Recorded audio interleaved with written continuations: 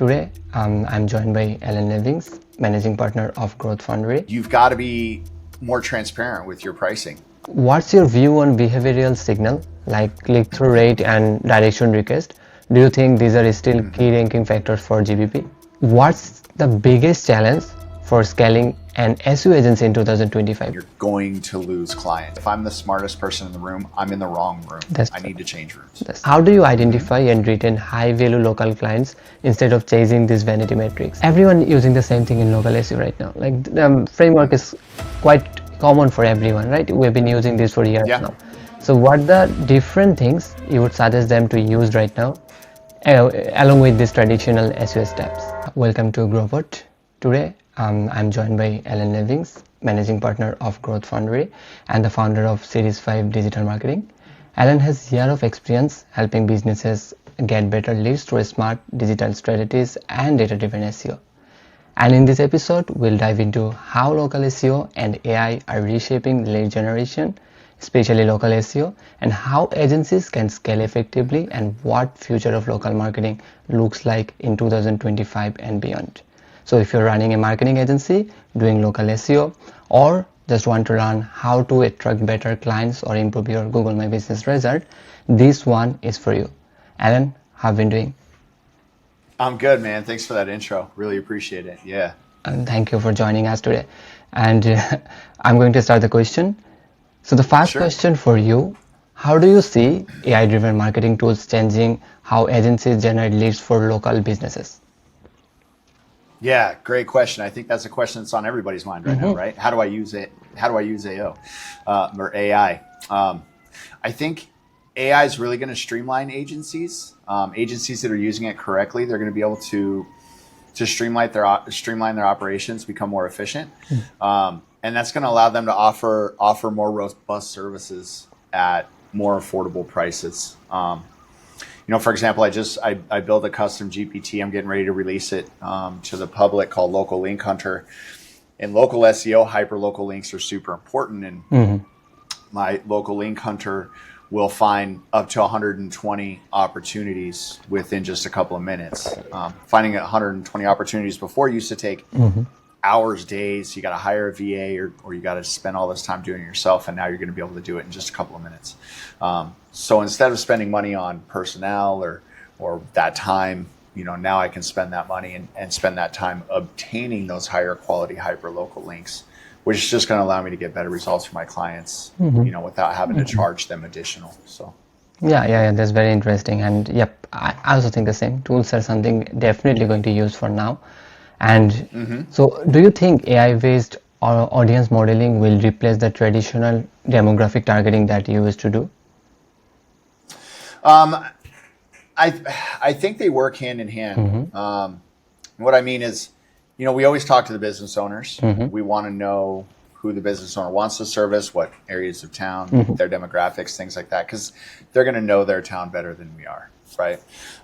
They've lived there, some of them, their whole lives. They've been working there for years. They understand the market. But at the same time, we've been able to, using AI and various tools, uncover neighborhoods that our business owners didn't even think about because, hey, we can see now. For example, I was talking to a guy, he's in Austin, and I said, you've got 13,000 millionaires living in Austin. And he was like, wow, that many? Right? And he's lived in Austin for how long? He's built his business there and everything else. So, man, there's business to be had for you. He's a remodeler and he does decks and stuff. There's business to be had for you. There's 13,000 millionaires living in your area. It was like, dang, I had no idea. So I think it's a complement of those two things, using AI to find out who lives where. And, is this neighborhood all apartment complexes? Cool. Well, if they want to target that area, then we've got to focus on commercial keywords. Is it homeowners? Is it renters? Is it, investment properties? What's going on in these various areas? And it just allows us to just find that information fast, which is cool. That's nice. And yep. So do you, let me ask some question about Google My Business profile right now, because this is literally the number one factor for lead generation in local SEO or local businesses. Yeah. So what do you believe the most overlooked factors in optimizing Google My Business profile for lead quality, actually, not only the ranking? I think just proper optimization. Really, and that's super basic, and I know, and everybody's like, "Oh, properly optimized," but it really is. So many people miss it, and even things like proper English. You've got ChatGPT for free. Running through, is this grammatically correct? I think having proper, I say English, but if you're in France or Spain or something like that, of course, proper grammar, right? Even if you're not a native speaker of that language, I think it's important, and people will look at the sloppiness of that and compare it to your work. But let's go beyond that, right?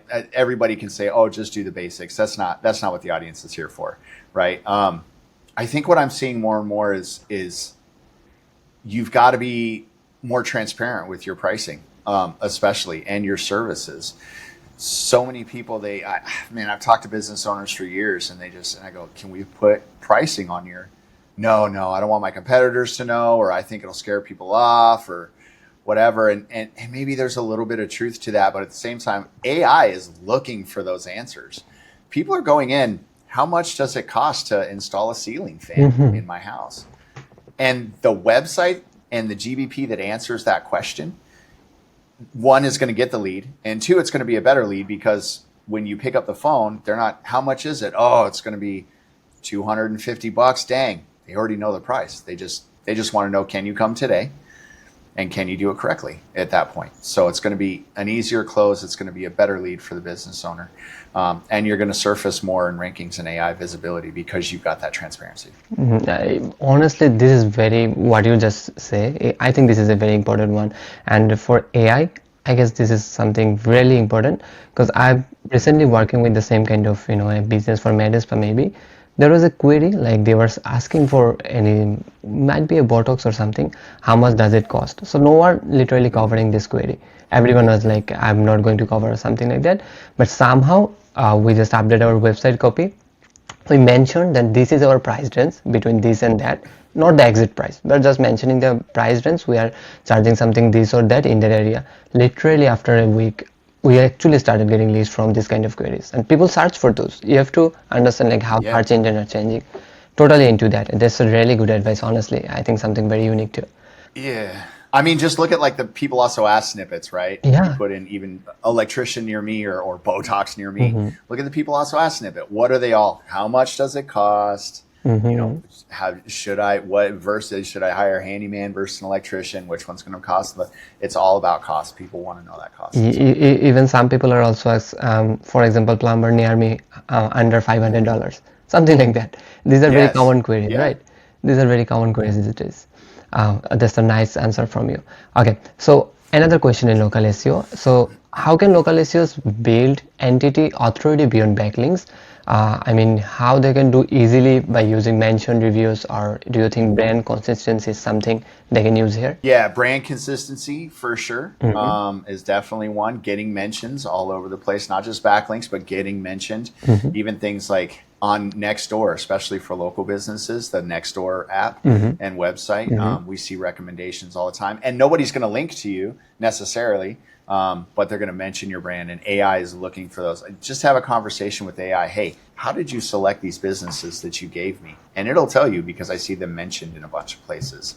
So I think that there's that. And even bigger than that, I think businesses have to be everywhere. No more can we just do just search or just GBP or just ads. That's not going to work anymore. You kind of have to be everywhere if you're going to be a success. Like, if you want to be a small one-man operation for your whole life, then great, do that. But if you want to be a successful business, a big successful business, and sell this thing one day, or retire off of the funds and not work until you die, then you've got to be everywhere. You've got to do the LSAs, meta ads, PPC, social media, organic, and even offline. Honestly, whatever bring my business more customer, I will do that. I have to do that, right? This is the simple rules. That's a nice one again. Absolutely. And what's your view on behavioral signal, like click-through rate and direction request? Do you think these are still key ranking factors for GBP? Google's still looking at engagement for sure. I think AI is getting much smarter. Google's AI and Google in general is getting much, much smarter, and it's becoming easier to detect if you're trying to manipulate CTR. So you have to be really good at it if you're going to manipulate CTR. But I think there's ways to manipulate CTR without having to use bots or sort of black hat, what we would call black hat tactics. And again, that's going to be on like social media. We hear Mike Merlino, he's always talking about referral traffic, right? How often have we heard him scream referral traffic from a stage or into a camera? I love that guy. And he's not wrong.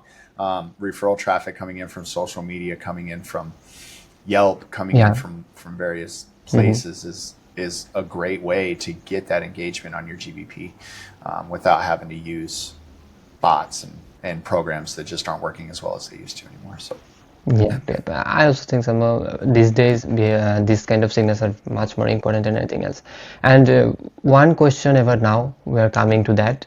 So do you think Google AI summaries or even the search generative experience will reduce local traffic or website, local website traffics, or it will help us to find better leads?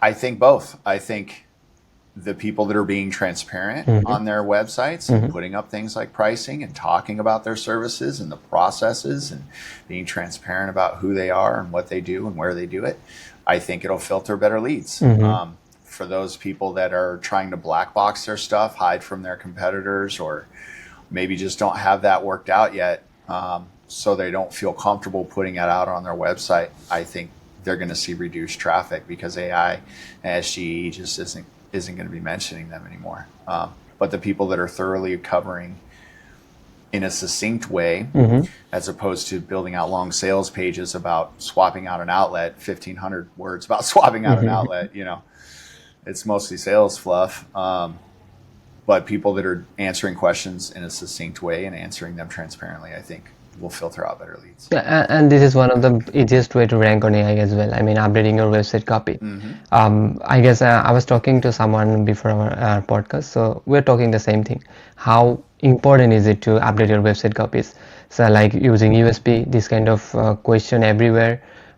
People is still, I don't know why they're still into that point, like you have to use every keywords on the heading and this kind of. I don't think these are much more related right now. Until you are covering your website, what people are looking for, you are good to go. Whatever service you are selling, right? Yep. So I'm going to your experience right now. So you have been a managing partner and founder. So this question is for someone who is like me, scaling their agency in 2025. So what's the biggest challenge for scaling an SEO agency in 2025? What do you think? I think it's systems. A lot of us get into SEO as solopreneurs or freelancers, and we get busy and we go, I got to hire somebody to help me, and so we just hire somebody, and okay, you're going to write my copy, and and then next thing you know, you've got 15 employees and no systems because you're just sort of trying to just, oh man, I got to hire somebody quick now. Oh, this client asked for PPC, so let me hire a PPC person. That's true.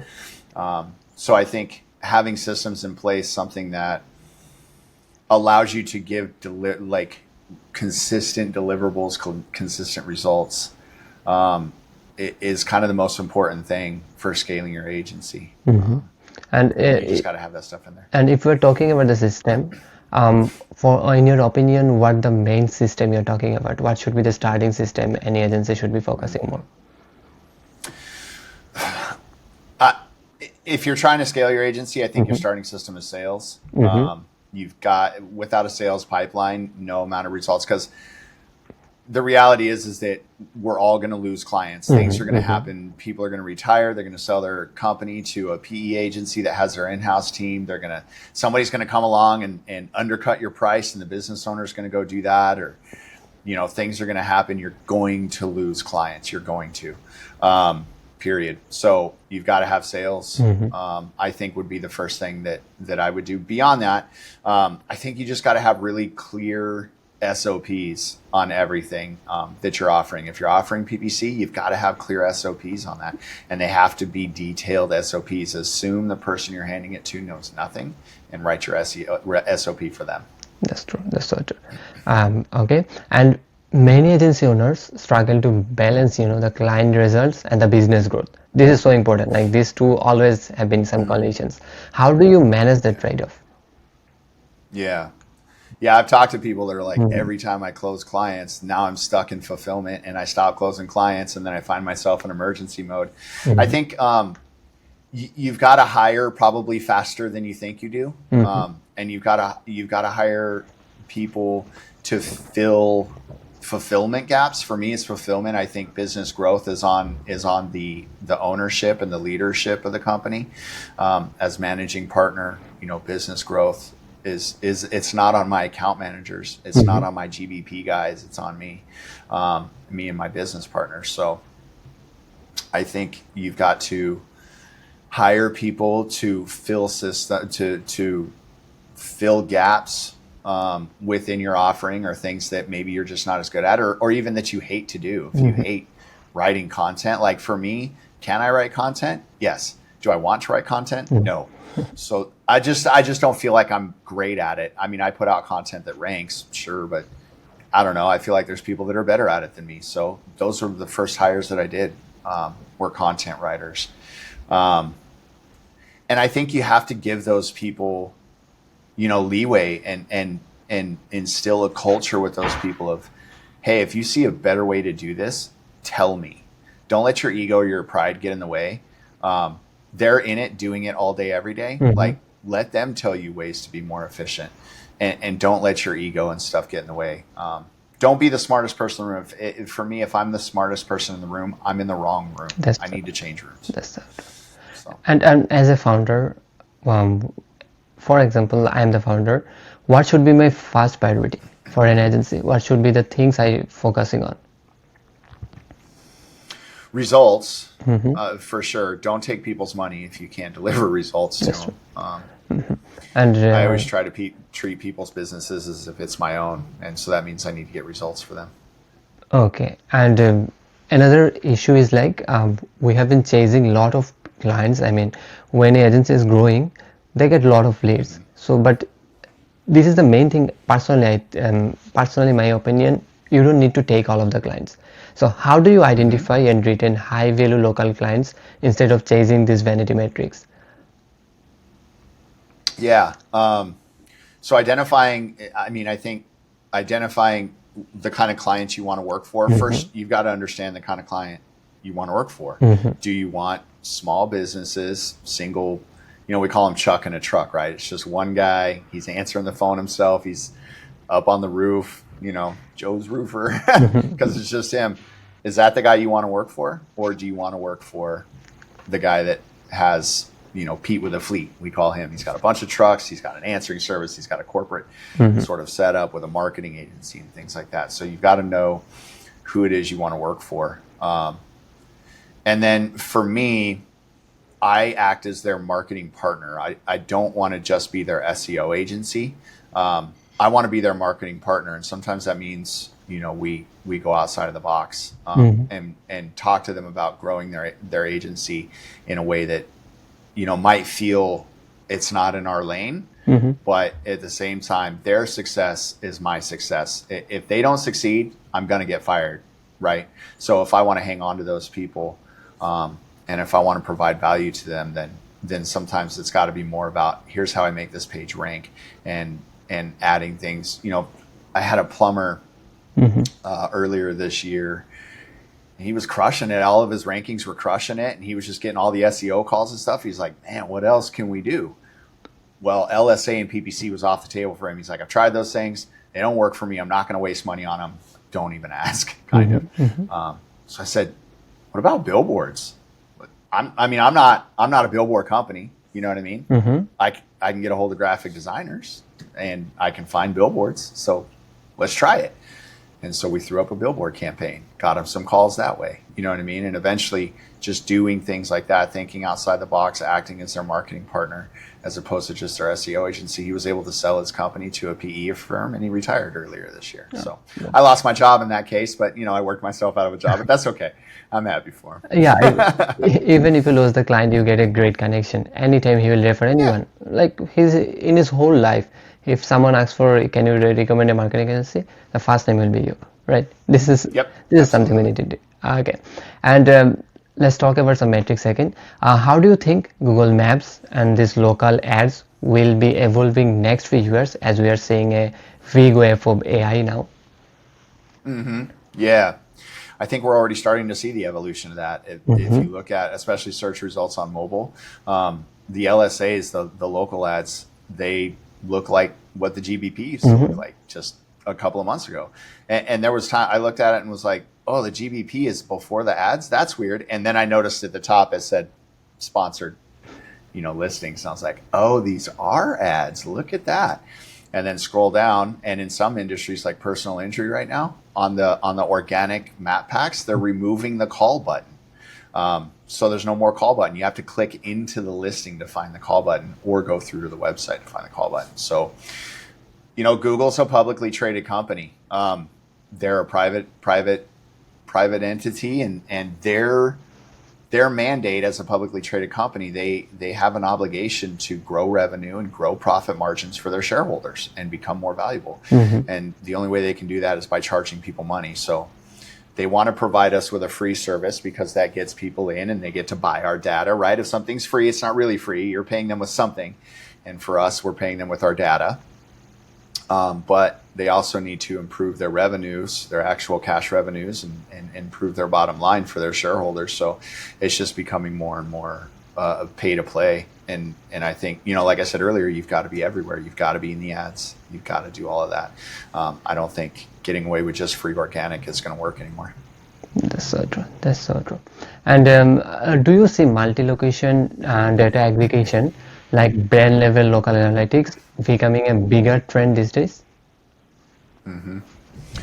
Yeah, I think more and more business owners are becoming savvy. There's a lot of information on the internet, a lot of free resources, and they're talking to their friends and figuring it out. So I think as people are becoming more savvy, they're understanding, and I'm trying to teach my clients too, we need to understand what's performing and what isn't, so that we know where to spend our money. Why pump your marketing budget into a bunch of stuff that isn't working? So understanding, as a whole, is my business growing? Am I headed in the right direction? And then the individual parts of that. If you're multi-location, you need to understand, is this location or that location adding to my growth? Is it slowing my growth, or is it stagnant? And that way, you can make good, educated decisions. And I think marketers are becoming more sophisticated, the good ones, certainly. And I think business owners are becoming more sophisticated. So multi-location and brand level analytics and stuff, I think is becoming more important for sure. That's great advice. And with the rise of voice and AI assistant, how can any local business future-proof their visibility? What your take on this, or what you say on this? Yeah. Again, I keep saying it. Be everywhere. Be everywhere. You got to be online. You got to be offline. You need people searching for your brand. You need to be transparent on your website. You need to be on social media. You need to be on podcasts like this one. You've got to do organic. You've got to do paid. You got to do email. You've got to do mailers. You've got to be everywhere. You need people searching for your brand, for one, talking about your brand specifically, and that's going to surface you more in AI and voice. And as Google tries to make more money, they're going to start, mark my words, there will be sponsored voice search generative results. There will be sponsored voice results. There will be sponsored AI results. So you've got to be all over the place, for sure. And one question from the local SEO group of mine. So people are asking me to ask you this question. So everyone using the same thing in local SEO right now. Like the framework is quite common for everyone, right? We've been using this for years now. So what the different things you would suggest them to use right now, along with these traditional SEO steps? So something we recently started doing just over the last several months is building out these big interviews. We do these big interviews with our clients, and my account manager, it takes him like an hour and a half to get through this thing. And we're asking about, the beginnings of the business. Why are you interested in doing what you're doing? How did you end up here? How did you learn it? How did you, and sort of trying to build out on the website and on the GBP and everywhere we can, the human side of the business, the expertise side of the business, as opposed to just allowing our people to look like some faceless corporate entity, which I think people don't trust as much. So instead, we build out the human side and we talk about their families. We talk about where they grew up, things like that. And it shows, hey, this is a real human being who really cares. And they really have the expertise that I need. So we're showing that expertise and that trust to search engines, and we're showing it to users. And so we're getting more engagement on our websites. We've seen impressions go up. We've seen rankings go up. We've seen conversions go up. We've seen engagement with these websites go up. And I think the engagement lends a lot to rankings and impressions, but I think the rankings and impressions probably would have come at least in some amount just by showing the expertise and authority of this person, as opposed to saying, oh, well, we're family owned and operated. Great. So is everybody. That's great that you're family owned and operated, but find me a website that doesn't say it's family owned and operated. Like that's just not common. That doesn't show me. Yeah. It doesn't show me. Oh, we're local to the area. Awesome. So is everyone else. Like, how do we set our clients apart? And I think these interviews we've been doing have really helped with that. So in a word, if I simply say this one, so what you're doing, you're collecting information more about the business from the man himself who are running the business, right? So you're gathering more in-depth questions so that you can cover on website and even answer that with the blogs and everything. Right, and the interview allows us to pull this information out of the business owner, because if we just go to the business owner and we say, okay, what sets you apart? And they go, oh, well, I use high quality materials and I'm family owned and operated. It's like, cool, so does everybody else. But having these conversations, we're discovering, hey, why didn't you tell us that before? That's what we needed. And they go, well, I guess I just didn't think about it. I didn't think it was important, or I just didn't even remember that was a thing that I did. And so we're able to pull that stuff out, and we don't necessarily use everything that's said in the interview, but we've been able to get some really great, like, that's your unique selling point right there. That's the thing that sets you apart, not nobody's like, oh, I use junk materials and, I've never been to your town once. They're all locally owned and they're all family owned and everybody's got a family. They're all using high quality materials.